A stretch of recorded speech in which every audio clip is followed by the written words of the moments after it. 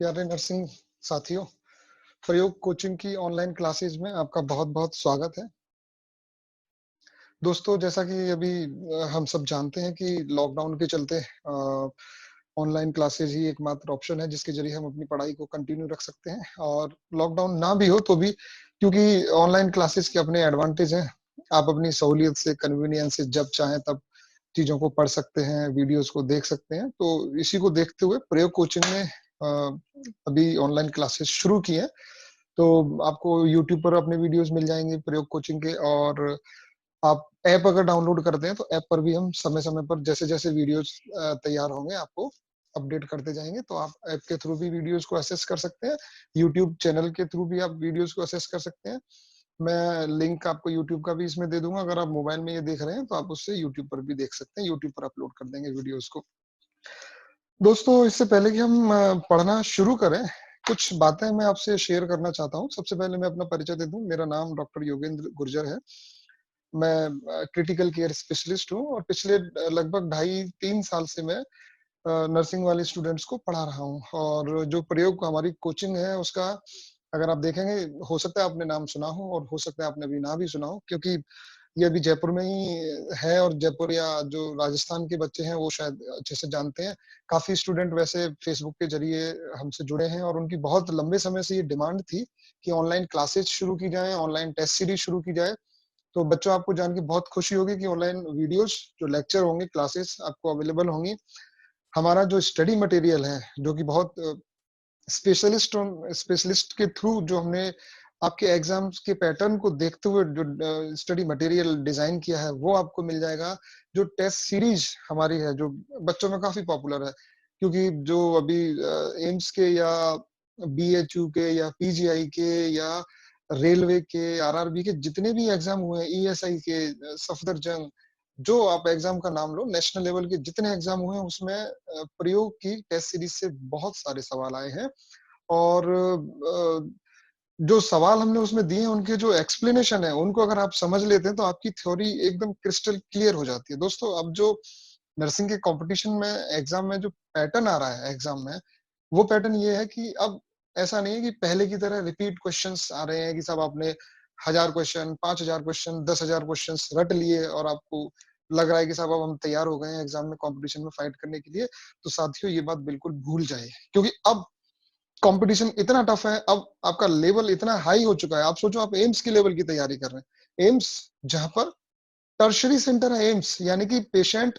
जब तक बहुत सीवियर इल नहीं होगा, सीवियरली इल या क्रिटिकली इल या पीएससी, सीएससी, डिस्ट्रिक्ट हॉस्पिटल से रेफर नहीं हुआ होगा, तब तक एम्स में नहीं पहुँचता है। आप भी जानते हैं कि एम्स में कोई भी आदमी जुकाम-खाँसी की दवाई लेने एम्स नहीं जाएगा। इवन दिल्ली में रहने वाला भी बंदा एम्स दिल्ली में नहीं जाएगा, आस-पास की पीएससी प्राइवेट हॉस्पिटल, डिस्पेंसरीज़ उन्हीं जगह पर दिखाएगा। एम्स में कब जाएगा? जब कंडीशन बहुत क्रिटिकल होगी, जब डायग्नोसिस समझ में नहीं आ रहा होगा, वेंटिलेटर की ज़रूरत पड़ रही होगी या फिर बहुत ऐसी मेडिसिन्स चलानी पड़ रही होंगी, हाई रिस्क मेडिसिन्स जिनको हम बोलते हैं, जो आपके लिए बहुत ज़्यादा इम्पोर्टेंट होती हैं, जिनके बारे में आपको बताएँगे हम आगे। वो कंडीशन जब आती है, तब कोई भी मरीज़ एम्स में पहुँचता है और आपको कौन से मरीज़ को ठीक करना है? जो एम्स पहुँच रहा है। तो एम्स में जो मरीज़ पहुँच रहा है, उसको ठीक करने के लिए जो चीज़ें चाहिए, वो आपको आनी चाहिए और उन्हीं चीज़ों को एम्स वाले एग्ज़ाम में आपसे पूछ रहे हैं। तो एक तो इस चीज़ को एकदम क्लियर कर लें अपने दिमाग में कि एम्स के लेवल के एग्ज़ाम में और अगर सीएचओ का कोई एग्ज़ाम है, तो उनमें ज़मीन-आसमान का फ़र्क होता है। सीएचओ यानी कि जो कम्युनिटी हेल्थ ऑफिसर है, वो आपको पीएससी, सीएससी पर नौकरी करनी है उसमें। तो ज़ाहिर है उसमें जो क्वेश्चन पूछे जाएँगे वो कैसे होंगे? कम्युनिटी के क्वेश्चन ज़्यादा होंगे, ओबीजी के क्वेश्चन्स ज़्यादा होंगे, पीडियाट्रिक्स के या न्यूनेटल केयर के ज़्यादा होंगे, वैक्सिनेशन के, बायोमेडिकल वेस्ट के क्वेश्चन्स बहुत ज़्यादा होंगे और जो बहुत डिफिकल्ट टॉपिक हैं, जैसे क्रिटिकल केयर के टॉपिक्स हैं, वो क्वेश्चन्स आपको सीएचओ के एग्ज़ाम में बहुत कम मिलेंगे। जबकि एम्स के एग्जाम में क्या हो जाता है एकदम अपोजिट। एम्स के एग्जाम से मेरा मतलब है जब भी मैं एम्स के एग्जाम बोलूँ इसका मतलब है कोई भी नेशनल लेवल का एग्जाम।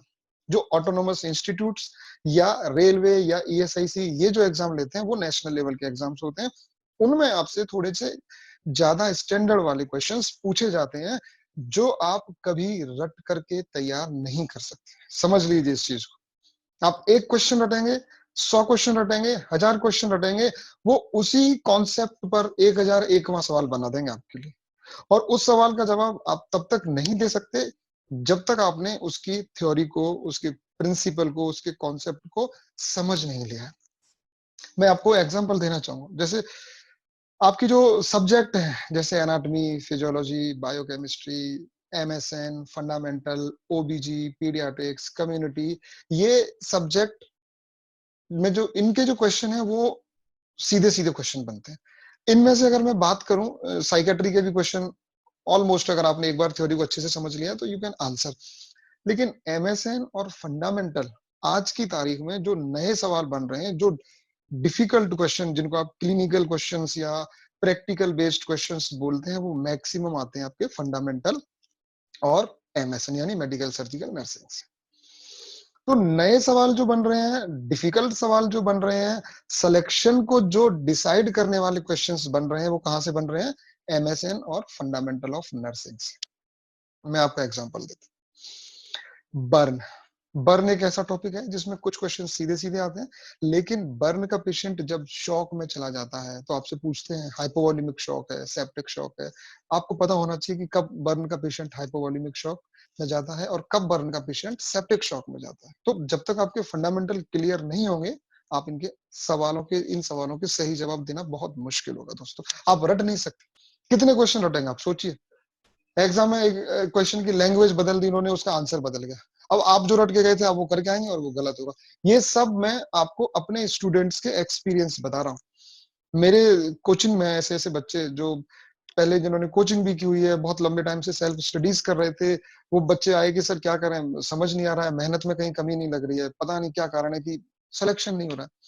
तो मैंने उनको जब ये समझाया कि देखो, आपने जो पैटर्न फॉलो किया है, कहीं ना कहीं उसमें कमी है, इसलिए आपको रिजल्ट नहीं मिल रहा। तो उस कमी को दूर कैसे करेंगे? उसकी कमी को पहले डायग्नोस करेंगे कि कमी क्या है, पैटर्न में क्या गड़बड़ है, उसके बाद उसको दूर करेंगे। तो पैटर्न में गड़बड़ी है कि हम रटने के पैटर्न पर चलते आए हैं और अब रटने का जमाना जा चुका है, तो अब हम कॉन्सेप्ट बेस्ड स्टडीज पर फोकस कर रहे हैं। मैं आपको एग्जाम्पल दे रहा था कि जो आपके सीधे सीधे सिलेबस में नहीं है, इसका मतलब ये हुआ कि आप जो 4 साल नर्सिंग या बीएससी नर्सिंग में जो आप पढ़ते हैं, कुछ क्वेश्चंस डायरेक्ट उस थ्योरी में से नहीं आते हैं। जैसे मैं आपको एक एक करके एग्जांपल दूंगा, जैसे फ्लूइड एंड इलेक्ट्रोलाइट इम्बैलेंस। दोस्तों, फंडामेंटल ऑफ नर्सिंग का एक बहुत इंपॉर्टेंट टॉपिक है जिसमें से हर साल जरूर क्वेश्चन आता है, हर एग्जाम में क्वेश्चन आते हैं। वो होता है फ्लूइड कैलकुलेशन, जिसको आप ड्रॉप फैक्टर से कैलकुलेट करते हो, जिसको आप डोज कैलकुलेशन भी बोलते हो, जिसको आप इन्फ्यूजन रेट को सेट करना भी बोलते हो। वो एक ऐसा टॉपिक है फंडामेंटल ऑफ नर्सिंग का जो गारंटीड आपको क्वेश्चन देगा। तो मैं ये आपसे कहना चाह रहा हूं कि अगर आपको मालूम है कि कोई टॉपिक इतना इंपॉर्टेंट है कि उसमें से एग्जाम में क्वेश्चन आना ही आना है, तो क्यों ना हम उस टॉपिक को एक बार अच्छे से समझ, इतना अच्छे से उस पर इतनी कमांड, इतना होल्ड कर लें उस टॉपिक पर कि उस टॉपिक का कोई भी सवाल हमारा गलत ना होने पाए। मेरी बात समझ रहे हैं? उसकी हमें बार बार प्रैक्टिस करनी होगी, उससे रिलेटेड क्वेश्चंस बार बार करने होंगे, उसको रिवाइज करते रहना होगा टाइम टू टाइम। मैंने अभी ये डिसाइड किया है कि मैं आपको वैसे ही टॉपिक्स पर बात करूंगा जिनकी आपको बार बार रिवाइज करने की जरूरत पड़ती है, जिनको आपको बार बार रिवाइज करते रहना पड़ेगा। जैसे फ्लूइड एंड इलेक्ट्रोलाइट्स में fluid calculation, dose calculation, drop calculation, infusion rate set करना और ड्रग की डोज देना, डोज सेट करना। जैसे 500 मिलीग्राम का इंजेक्शन है, 5 ml का था, आपको 375 मिलीग्राम देना है, कितने ml देना होगा, एक एग्जाम्पल के। इस पर बहुत सारे सवाल बनते हैं। और सबसे इंटरेस्टिंग बात क्या है बच्चों? इंटरेस्टिंग बात यह है कि एक बार अगर आप इसकी थ्योरी को समझ लेंगे तो ये कैलकुलेशन इतनी आसान है, 6th स्टैंडर्ड की, 7th स्टैंडर्ड की मैथमेटिक्स है बस। मैं आपको आगे जब फ्लूइड इलेक्ट्रोलाइट की डिटेल में जाऊंगा तब आपको बताऊंगा कि पूरे फ्लूइड इलेक्ट्रोलाइट में केवल एक फॉर्मूला काम कर जाता है। चाहे आपको फ्लूइड कैलकुलेट करना हो, डोज कैलकुलेट करनी हो, इन्फ्यूजन रेट सेट करनी हो, केवल एक फॉर्मूला है। चूंकि इसलिए, जो हम शायद 4th 5th क्लास में या 6th क्लास में पढ़ा होगा, कि चूंकि, मैं आपको एग्जांपल दे रहा हूँ, देखो, चूंकि इसलिए का जो है, एक बहुत ही कॉमन बेसिक एग्जांपल, हम बाजार से सब्जी लेने जाते हैं, दूध लेने जाते हैं, कोई भी सामान खरीदने जाते हैं। अब मान लो 1 दर्जन केले आपको मिल रहे हैं 60 रुपए के। चूंकि 1 दर्जन केले हैं 60 रुपए के, तो एक केला कितने का हो गया? 12 का भाग देते तो आप 5 रुपए उसकी एक केले की रेट आ जाती है। अगर आपको 4 केले लेने हैं तो आपको 5 × 4 करके 20 रुपए आप उसको दे देते। एक एग्जाम्पल। आप बोलोगे सर ये तो बड़ा ईज़ी है, इतना ईज़ी हमने तो आज तक कोई क्वेश्चन नहीं देखा। अगर आप उसको समझ लेंगे, जो मैं आपको बताऊँगा कि कैसे समझना है, तो आपके लिए वो क्वेश्चन्स इतने ही आसान होंगे जितने कि आपको बाज़ार से केले खरीदने। कैलकुलेशन के जितने भी सवाल हैं, मैं आपको गारंटी दे रहा हूँ। ये गारंटी और ये कॉन्फिडेंस मुझे कैसे आया है? बच्चों से आया है। क्योंकि जिन बच्चों को मैंने पढ़ाया है, जो बच्चे आज सेलेक्ट हो चुके हैं, उनका एक्सपीरियंस ये कहता है कि सर एक बार हम उसको समझ लें, क्योंकि समझने में टाइम एक बार हमें ज़्यादा लगेगा। लेकिन अगर एक बार आप समझ लेते हैं, तो आपको बाद में उसमें कोई भी सवाल करने में कभी परेशानी नहीं आएगी। तो फ्लूइड कैलकुलेशन हम समझेंगे बहुत अच्छे से कॉन्सेप्ट बेस पर समझेंगे और कभी उसके कोई सवाल हम गलत नहीं करेंगे। दूसरा मैंने आपको बर्न का एग्जांपल दिया था, जो टॉपिक आपके आप 4 साल में बीएससी नर्सिंग में या नर्सिंग में नहीं पढ़ते हैं, उनमें से एक एबीजी। एबीजी जो बच्चे जिन्होंने हॉस्पिटल में ड्यूटीज़ की है, जैसे आईसीयू में या कार्डियक सेंटर, अगर आपने इस जगह ड्यूटीज़ करी हैं, तो आप एबीजी से ज़रूर परिचित होंगे कि साहब एबीजी क्या होता है। एबीजी केवल वो एबीजी की वैल्यूज़ नहीं, जो आप एसिड बेस इम्बैलेंस कैलकुलेट करते हैं, एबीजी वहाँ खत्म नहीं हो जाता बच्चों। एबीजी आपके लिए एबीजी का मतलब है एबीजी की सैंपलिंग हम कैसे करें, एबीजी की सिरिंज कैसे प्रिपेयर की जाती है, एबीजी में क्या-क्या प्रिपरेशन आपको करनी होती है, कोई स्पेसिफिक उससे रिलेटेड कोई टेस्ट जैसे एलेन्स टेस्ट या और भी कुछ थ्योरी की चीज़ें हैं, वो आपको मालूम होनी चाहिए। रेडियल आर्टरी से लेते हैं या क्या लेते हैं, एबीजी की फुल फॉर्म से लेकर के एबीजी के कंप्लीट एनालिसिस तक, इंक्लूडिंग सैंपलिंग और कैसे हम एबीजी को रीड करते हैं, ये सब चीज़ें आपको पता होनी चाहिए। ये प्योर क्लिनिकल क्वेश्चन है। ये पूरा प्रैक्टिकल बेसिस क्वेश्चन है कि सब एक पेशेंट इस कंडीशन में आया था, उसकी एबीजी में ये है, इस एबीजी को आप डायग्नोसिस कर दें या आपने एबीजी का डायग्नोसिस एग्जामिनर खुद बता दे, तो आपसे पूछेगा कि इसके मैनेजमेंट में अब नेक्स्ट स्टेप क्या होगा, यानी कि प्रायोरिटी क्या होगी। प्रायोरिटी का बहुत ज़्यादा इंपॉर्टेंस है आपके एग्जाम में, ये बात आप याद रख लेना। अच्छा, और एग्जांपल मैं दे रहा था शॉक। अब मैं अपने एक्सपीरियंस से बता रहा हूँ बच्चों, जो मैंने अपनी टीचिंग के दौरान नर्सिंग स्टूडेंट को पढ़ाने के दौरान मैंने किया है कि एक भी स्टूडेंट को जितने स्टूडेंट्स को मैंने पढ़ाया है शौक नहीं आता है। सबसे डिफिकल्ट टॉपिक लगता है इनको कि सर शॉक, इनको लगता है कि शॉक के टाइप में हाइपोवॉल्यूमिक, हेमरेजिक, सेप्टिक, एनाफाइलेक्टिक होता है। ऐसा बिल्कुल नहीं है बच्चों। इसका क्लासिफिकेशन बिल्कुल डिफरेंट तरीके से होता है। एक बार अगर आपने वो क्लासिफिकेशन समझ लिया, मेरी गारंटी है, क्योंकि आप कमेंट में लिख के बता सकते हैं, आप अपने एग्जाम के एक्सपीरियंस हमारे साथ शेयर कर सकते हैं। उस तरह से शौक को समझने और सीखने के बाद आपको कभी शौक के क्वेश्चन में कोई दिक्कत नहीं आएगी। और मैं आपको बता दूं, क्योंकि अभी आपका इतना एक्सपीरियंस नहीं है, मैं पिछले लगभग 8-10 सालों से क्रिटिकल केयर के फील्ड में हूँ और ऐसे ही मरीज को डील करना होता है जो यूजुअली शॉक में होते हैं, क्रिटिकली इल होते हैं, जिनको वेंटिलेटर पर लेना पड़ता है, जिनकी एबीजी बहुत फ्रीक्वेंटली होती रहती है। तो शॉक एक बार अगर आपने समझ लिया, तो उसके बाद में आप किसी भी तरह के शॉक को डायग्नोज करना, उसकी प्रायोरिटी सेट करना, वो सब आप बहुत आसानी से सीख जाएँगे। एक बार समझने की ज़रूरत पड़ेगी। तो शॉक भी एक ऐसा टॉपिक है जो आप जो नर्सिंग के 4 साल में आप नहीं पढ़ते हैं।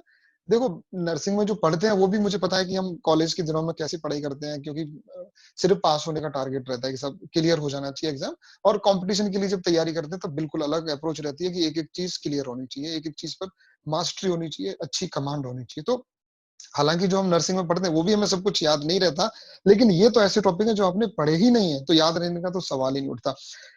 शॉक के बाद में ईसीजी। ईसीजी के बारे में भी यही एक्सपीरियंस थे।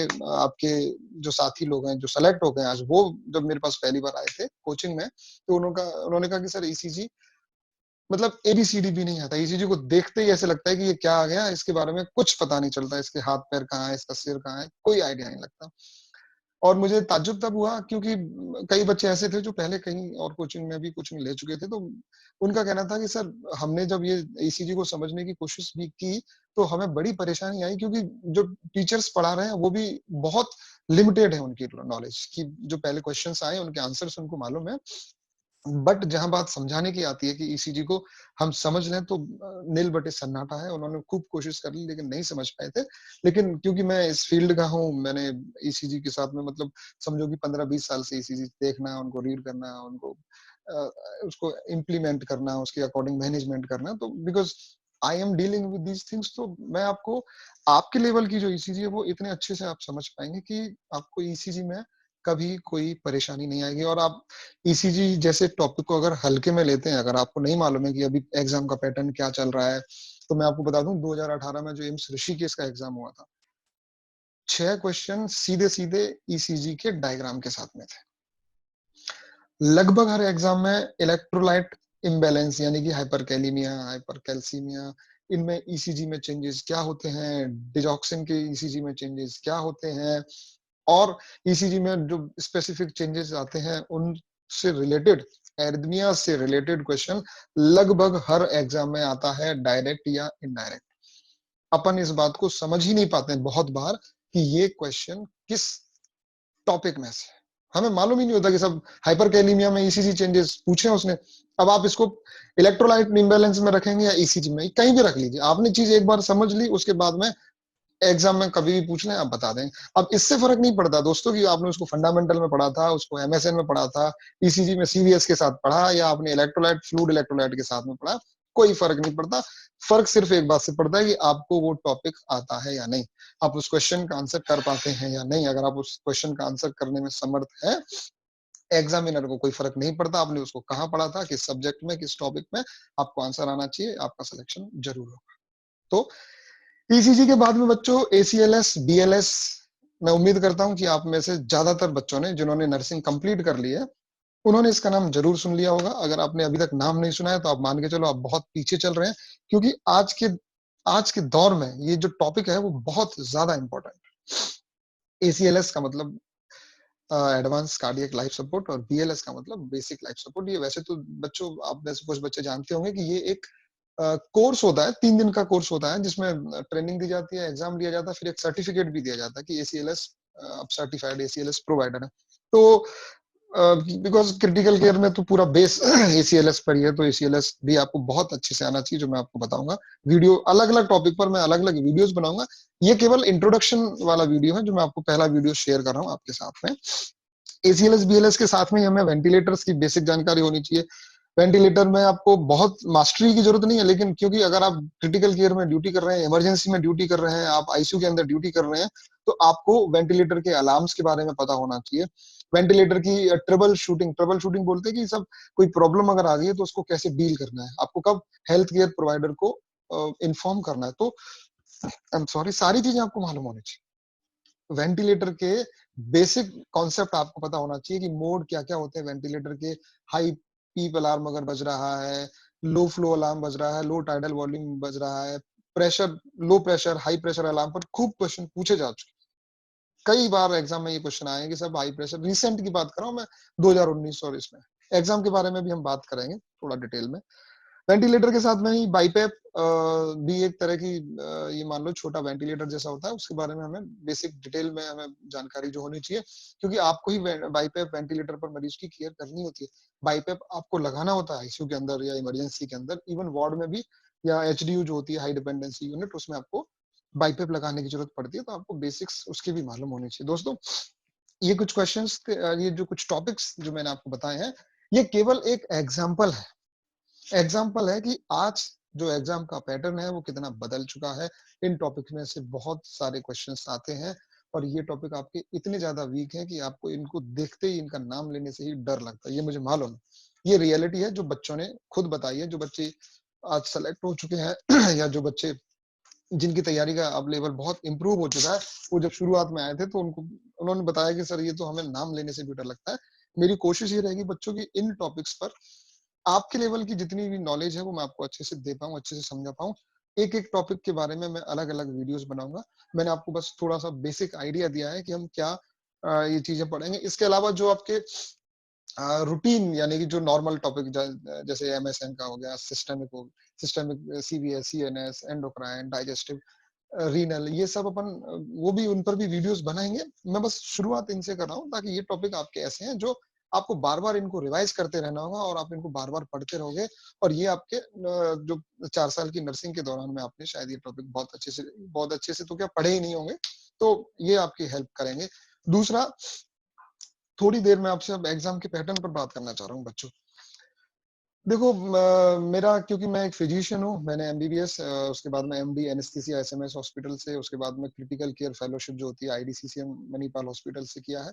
और क्योंकि मैं क्लिनिकल फील्ड में हूँ पिछले कई सालों से, तो जाहिर सी बात है दोस्तों कि हॉस्पिटल के अंदर हमेशा डॉक्टर और नर्सिंग स्टाफ एक टीम की तरह काम करता है। तो मेरी डीलिंग जो है नर्सिंग स्टाफ से बहुत ज्यादा, क्योंकि मैं आईसीयू में ही रहता हूँ, और आईसीयू में आप मान के चलो अगर 15 बेड का आईसीयू है, तो कम से कम, अगर वेंटिलेटर वाले पेशेंट ज्यादा है तो 1:1 रहना होता है, तो कम से कम 10 स्टाफ होते हैं। अगर 15-15 बेड के 2 आईसीयू में, तो 20 स्टाफ होंगे, 18 स्टाफ होंगे, और उनमें 1 या 2 डॉक्टर होते हैं। तो मिल करके हम किसी भी पेशेंट को ट्रीट करते हैं। तो अब जो आपसे एग्जाम में पूछा जाता है वो पेशेंट ओरिएंटेड क्वेश्चन पूछे जाते हैं। मैं जैसे 2017 में जब पहली बार मैंने आपकी जो एग्जाम वाले जो पेपर देखे ना आपके कंपटीशन वाले, सो आई वाज सरप्राइज्ड। मैं एकदम शॉक में था कि इतने बेहतरीन और कॉन्सेप्ट बेस्ड क्वेश्चन, या यूं कह लीजिए इतने डिफिकल्ट क्वेश्चन आपसे पूछे जा रहे थे। तो बच्चे कुछ जो इस नर्सिंग स्टाफ थे वो मेरे से पूछने आए कि सर इस क्वेश्चन का एग्जाम, इसका सॉल्यूशन बताओ, इसको कैसे सॉल्व करेंगे। शॉक पर क्वेश्चन आया, और बहुत से एसीएलएस पर क्वेश्चन। मैंने कहा इतने डिफिकल्ट टॉपिक से आपके क्वेश्चन आते हैं, आप लोग पढ़ते हैं क्या? तो उनका जवाब था कि सर हमने तो नर्सिंग में तो कभी पढ़ा नहीं है, और हॉस्पिटल में क्या है, बस जो ऑर्डर मिलते हैं वो फॉलो कर देते हैं कि साहब एबीजी निकालनी है तो एबीजी निकालना हमें आता है, लेकिन एबीजी में क्या लिखा है कुछ पता नहीं है। ईसीजी हमेशा हम निकालते हैं, लेकिन ईसीजी को हम सॉरी देखते हैं, देखने के बाद लगता है कि ये क्या है, कुछ पता नहीं चलता है। तब मैंने ये डिसाइड किया था कि अब जो पैटर्न एग्जाम में आपका आ रहा है, उसके बाद से मैंने आपके कोई भी एग्जाम को मिस नहीं किया है, कि एक भी एग्जाम ऐसा नहीं है जिसके क्वेश्चंस मुझे नहीं पता हो कि किस तरह के क्वेश्चन पूछे गए हैं। उसके बाद मैंने बहुत पूरे 1 साल तक ऑब्जर्व किया कि ये पैटर्न आपके एग्जाम में अब आ रहा है। उससे पहले 2015 तक तो रिपीट क्वेश्चंस थे। आप पीआर यादव या जो टारगेट हाई जो बुक आती है, आप उसके क्वेश्चन भी अगर अच्छे से कर जाते हैं तो आपका सिलेक्शन होने के चांसेस अच्छे खासे फेयर चांसेस थे। लेकिन अब 2017 के बाद जो पैटर्न आया उसमें तो आप अगर एनक्लेक्स को भी अच्छे से कर लेते हैं, अच्छे से मेरा मतलब है आपने उसको समझ लिया है। अच्छे से करने का मतलब ये नहीं है कि आपने उसके क्वेश्चंस को रटने की कोशिश की है। आज की डेट में अगर आप एनक्लेक्स को भी बहुत अच्छे से पढ़ लेते हैं ना, तो भी इस बात की गारंटी नहीं है बच्चों की सिलेक्शन होगा ही होगा। पूछो क्यों? पूछो क्या, मैं आपको एग्जांपल देता हूँ। 2019 एम्स दिल्ली, अगर आपको याद हो तो, अभी रिसेंटली लास्ट ईयर की बात है। Image based question, video based question जो किसी बुक में आपको नहीं मिलेंगे। Total practical questions.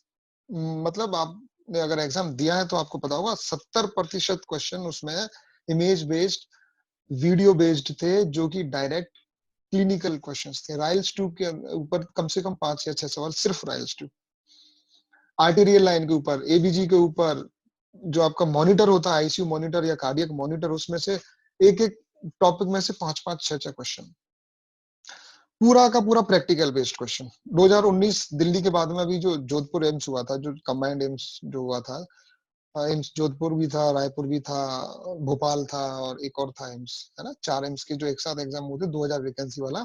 उसमें भी प्रैक्टिकल जो पैटर्न था वो बहुत ज्यादा था, image based, video based question.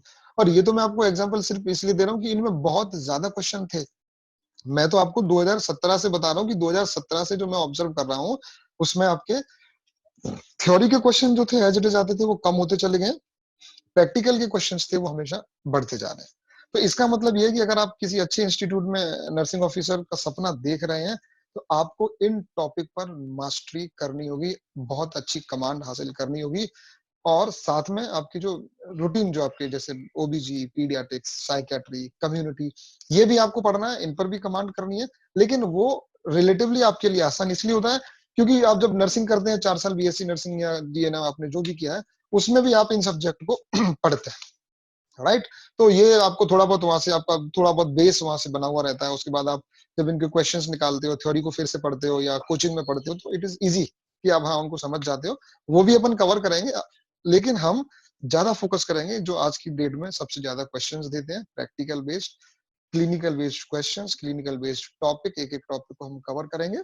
दोस्तों, ये वीडियो मैं अभी इतना ही खत्म कर रहा हूँ। ये केवल इंट्रोडक्शन का वीडियो था, जिसमें मेरा इंट्रोडक्शन आपको मैं दे चुका हूँ। डॉक्टर योगेंद्र नाम है मेरा, प्रयोग कोचिंग का मैं डायरेक्टर हूँ। और कोचिंग शुरू करने का मकसद केवल इतना था, क्योंकि बच्चे मेरे पास जब आ रहे थे कि सर हम कोचिंग भी कर चुके हैं, लेकिन जो क्वेश्चंस अब एग्जाम में आ रहे हैं उन क्वेश्चंस को तो ना पढ़ाया जा रहा है और ना उनके बारे में किसी को कुछ आइडिया है। तो यही सोच के मैंने शुरू किया था कि बच्चों को बेनिफिट मिलेगा, और मुझे बताते हुए बेहद खुशी हो रही है कि बच्चों को उम्मीद से ज्यादा बेनिफिट मिला है। क्योंकि हमारी कोचिंग का जो सिलेक्शन रेशियो अगर आप देखेंगे तो इट इज एक्स्ट्रा ऑर्डिनरी। मैं अपने मुंह से तारीफ नहीं कर रहा हूँ, आप चाहें तो बच्चों से पूछ सकते हैं। मैं आपको अगर पॉसिबल हुआ उन बच्चों के मैं कॉन्टैक्ट नंबर या लिंक्स आपको देना चाहूँगा, एक वीडियो बना करके, जो बच्चे सेलेक्ट हुए हैं, या मेरी कोशिश रहेगी उनके एक्सपीरियंस आपके साथ शेयर कर सकें। तो बच्चों अभी हाँ, क्योंकि ये मेरा पहला वीडियो है जो मैं यूट्यूब पर अपलोड कर रहा हूँ, और मैं ये चाहूँगा कि आप लाइक और सब्सक्राइब कर दें चैनल को, क्योंकि नया चैनल है, बिल्कुल शुरुआत है। लाइक तो आप करें अगर आपको पसंद आते हैं तो। वीडियोज़ तो अभी मैं डालना शुरू करूँगा। आपको मैं आश्वस्त हूँ कि आपको वीडियोज़ बहुत पसंद आएँगे, और मैं जानता हूँ कि आपकी कोई भी क्वेरी अनसॉल्व्ड नहीं रहेगी। आप वीडियो के कमेंट में आप अपने क्वेरीज भेज सकते हैं। आप अगर ऐप डाउनलोड करते हैं, तो ऐप में भी ये ऑप्शन रहेगा कि आप अपनी क्वेरीज शेयर कर सकते हैं, जिनका मैं आपको जवाब भी दूँगा। आप मुझे डायरेक्ट मेरे नंबर पर भी कॉन्टैक्ट कर लेंगे जब मैं आपको नंबर अपडेट करूँगा। ये अभी शुरुआत कर रहे हैं, तो आप चैनल को लाइक कर दें, सब्सक्राइब कर दें, ताकि आपको नोटिफ़िकेशन मिलता रहे। एक-एक टॉपिक पर क्वेश्चंस रेगुलर बेसिस पर वीडियोज़ आपकी बनाते रहेंगे और आप तक पहुँचाते रहेंगे। Thank you guys. लॉकडाउन चल रहा है, सेफ रहें, घर पर रहें। आपको पढ़ने का बहुत मन है, केवल ऑनलाइन पढ़ने की कोशिश करें, या आपके पास जो बुक्स हैं, जितना आपने पहले भी पढ़ा है, उसको भी रिवाइज़ कर लें, तो वो बहुत काफ़ी होगा। और जैसे-जैसे अपन थोड़ी-सी ये कोरोना का असर खत्म होगा, तो चीज़ें रूटीन में लौटेंगी, तब अपनी ऑफलाइन क्लासेस भी शुरू करेंगे। लेकिन तब तक जितना आप यूटिलाइज़ कर सकते हो, घर पे अपने टाइम को यूटिलाइज़ करें। लॉकडाउन सोशल डिस्टेंसिंग का स्ट्रिक्टली फॉलो करना है, बिकॉज़ हम हेल्थ केयर प्रोवाइडर्स हैं, याद रखिए। हम हेल्थ केयर फैसिलिटीज़ में इंक्लूडेड हैं, तो हमें इसका खास ध्यान रखना है कि हम खुद भी इसका फॉलो करें, और दूसरों को भी समझाएँ, दूसरों के लिए एग्ज़ाम्पल सेट करें, ताकि वो भी इसको फॉलो करें। Thank you so much guys. Videos अभी अपलोड करेंगे, आप लाइक सब्सक्राइब कर दें यूट्यूब चैनल को, आपको नोटिफिकेशन मिलता रहेगा, टाइम से आते रहेंगे। कोई भी कंप्लेन, कोई भी आपको क्वेरी, कोई भी शिकायत आपकी है, आप कमेंट कर सकते हैं कमेंट बॉक्स में जाकर के। मेरी कोशिश रहेगी कि आपकी जितनी भी क्वेरीज हैं उनको सॉल्व करने की कोशिश की जाए। बहुत बहुत धन्यवाद, धन्यवाद बच्चों। Thank you so much.